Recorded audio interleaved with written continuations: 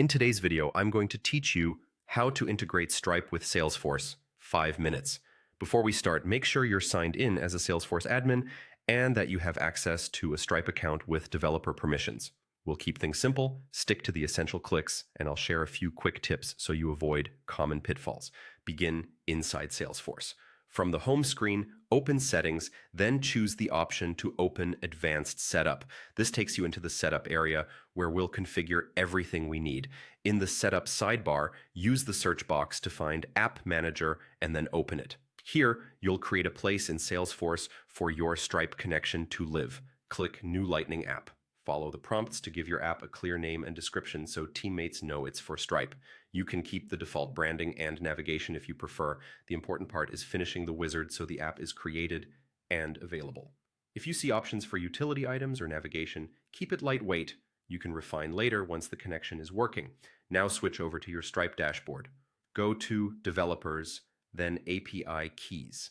You'll see both a publishable key and a secret key. For safety, start in test mode so you're not touching live payments while you set this up. Copy only the keys you need and keep them secure. Don't share them and don't paste them in public notes.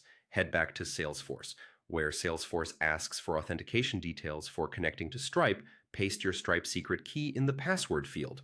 If there's an option to choose an authentication method, select the one that lets you supply credentials directly. The secret key is what authorizes Salesforce to make calls to Stripe on your behalf. The publishable key is typically used on the client side and isn't needed here. Double check that you're still using the test key, not the live key, while you're validating the setup. Once the authentication details are in place, save your changes. Give Salesforce a moment to apply the configuration. If your organization enforces IP restrictions or session security, make sure those policies allow outbound calls to Stripe.